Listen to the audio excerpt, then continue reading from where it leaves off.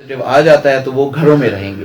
تو یہ کتنا اہم فیصلہ ہے کہ بیرون ملک سے جو پاکستانی آ رہے ہیں, کسی کے عزیز کی ڈیتھ ہو گئی ہے, کوئی فوتگی پہ آ رہا ہے, کوئی اپنی روزگار چھوڑ کے آ رہا ہے. ایک تو فلائٹس کے کرائے بھی زیادہ ہیں جو اسپیشل فلائٹس چلائی جا رہی ہیں, دوسرا ان سے پھر ہوٹلز کے اور یہ حکومتی ادارے ہیں وہاں کھانے پینے کے اخراجات بھی ان کے اپنے ہیں, وہاں کے کرائے بھی اپنے ہیں. تو یہ کتنا اہم فیصلہ ہے عوام کو سہولت دینے کے لیے.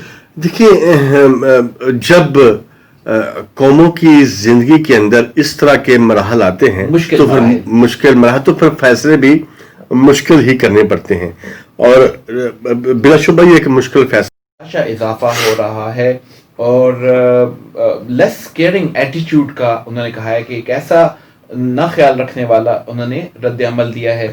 تو اب جب عوامی خیال نہیں کر رہی تو پھر حکومت کیسے کنٹرول کرے؟ میں سمجھتا ہوں کہ عوام کو مزید اس حوالے سے سوچنا چاہیے, مزید جو ہے کہ اپنے آپ کے اوپر کوارنٹائن کرنا چاہیے, چونکہ یہ ایک زندگیوں کا مسئلہ ہے, اور نہ صرف ان کی اپنی زندگی کے لیے مسئلہ ہے بلکہ ان کے پیاروں کی زندگی کے لیے بھی مسئلہ ہے. اب دیکھیں کہ جب سب سے پہلے تو صورتحال یہ ہے کہ ہر بندہ اپنے آپ کے اوپر وہ اس چیز کو لاگو کرے کہ وہ خود کو ذمہ دار بنائے, پھر ہی جو ہے قوانین کے اوپر پابندی ہو سکتی ہے. اب اپنے آپ کے اوپر لاگو کرنا ضروری ہے, اور جتنا کوئی مشکل مرحلہ نہیں ہے. فاصلہ رکھنا ہے, ہاتھ تواتر سے دھونا ہے, ایک دوسرے سے ہاتھ ملانا نہیں ہے, اور ایک دوسرے سے گلے نہیں ملنا.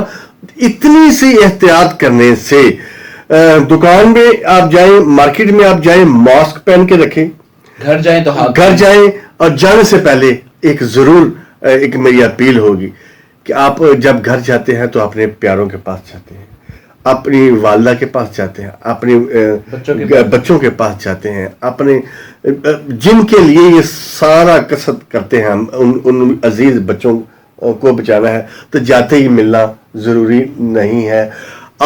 میں سمجھتا ہوں کہ جو ایک عام فہم سی بات ہے, جب بھی آپ گھر جائیں, گھر جانے سے پہلے ہر ایک شخص کے پاس ٹیلی فون موجود ہے, وہ اپنے گھر والوں سے کہیں کہ ایک باپ کے لیے ایک کیتلی رکھ دی جائے. آپ جب گھر میں داخل ہو پہلے باپ لیں, پھر آپ اپنے ہاتھ کو صاف کریں, پھر اپنے کپڑے کو تبدیل کریں, پھر اس کے بعد آپ اپنے پیاروں سے ملیں. تو اس میں میں سمجھتا ہوں کوئی حرج والی بات آپ نے کہی ہے. اچھا, دو اہم آئیں تو کیا حکومت کو لاک ڈاؤن کرنا پڑتا ہے کہ وہ سویٹر اتار دیتے ہیں, یا اپنے ہوا کا بندوبست نہیں کرتے, یا جب سردیاں آتی ہیں تو کیا حکومت زبردستی سویٹر پہنواتی ہے؟ جی وہ بھی تو لائف کا ایک حصہ ہے نا. تو اب بھی اس کو لائف کا ایک حصہ بنانا پڑے گا. اور بہت سے جس طرح ہمیں آنے والے کئی سال اس کورونا کے ساتھ جینا پڑے گا. آج وزیر اعظم نے بھی واضح طور پر کہا ہے کہ کم از کم اس سال میں ہمیں اس پینڈیمک کے ساتھ مل کر چلنا ہے. تو اگر ہمیں یہ پتہ چلتا ہے کہ ہمیں سردی لگ رہی ہے, ہمیں گرمی لگ رہی ہے, اگر ہم یہ سردی سے نہیں بچیں گے تو ٹھٹر کے مر جائیں گے, یا گرمی کا بچاؤ نہیں کریں گے تو ہمیں سن اسٹروک ہو جائے گا, تو کیا جب ہم باہر نکلتے ہیں تو کیا ہم سائے کا بندوبست نہیں کرتے؟ جب ہم بارش میں نکلتے ہیں تو چھتری کا بندوبست نہیں کرتے؟ تو ہمیں اب پوری دنیا کہہ رہی ہے کہ اس پینڈیمک کے ساتھ مل کر چلنا ہے, اور عوام کو اب احتیاطی تدابیر خود سے اختیار کرنی ہے. دگنی کر دی ہے, اور انہوں نے کہا کہ 1780 پاکستانیوں کو گزشتہ ہفتے مختلف پروازوں سے واپس لایا جا چکا ہے, اور کچھ کوارنٹائن کے جو رولز ریگولیشنز ہیں ان میں بھی تبدیلی کی گئی ہے. آج کے اجلاس میں تو تفصیلات بتائیے گا.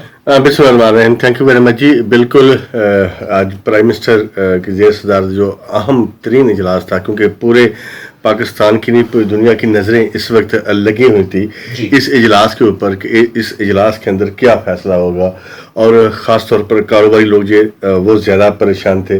ان کے ذہن میں تھا کہ پتہ نہیں اب کس قسم کا آئے گا ڈیسیژن. لیکن جس طرح ہم نے کل ڈسکس کیا تو میں نہیں سمجھتا کہ لاک ڈاؤن ہوگا اور وہی ایسا ہی ہوا، کیونکہ یہ ساری وہ چیزیں تھیں جو ایک روز 2 روز پہلے پریس کانفرنس ہوئی وزیر اطلاعات شبلی فراز کی، اور پھر اس کے بعد پرائم منسٹر جب تسلسل سے کہہ رہے تھے کہ ہمارا ملک اس طرح کے لاک ڈاؤن کا متحمل نہیں ہو سکتا. لیکن اس حوالے سے جس طرح ہم ڈسکس کر رہے تھے کہ عوام کو ایک ذمہ دارانہ قوم ہونے کا ثبوت دینا پڑے گا، اور ویسے ہی ہوا.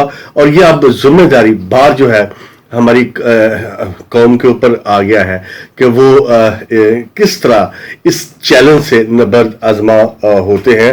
اور ہمیشہ سے پاکستان جو ہے، پاکستانی قوم جو ہے، اس نے ذمہ داری کا مظاہرہ کیا ہے. جس بھی قسم کی صورتحال ہو، ہمارے جو عوام ہیں وہ تیار ہے. اور اس پینڈیمک کی جو سچویشن پوری دنیا میں پھیلی ہوئی ہے، اور بجا کہا پرائم منسٹر نے کہ چائنا جیسی صورتحال ابھی ہماری نہیں تھی، امریکہ جیسی بھی نہیں تھی، اور یورپ جیسی بھی نہیں تھی. ہم ایک ذمہ دار قوم ہیں.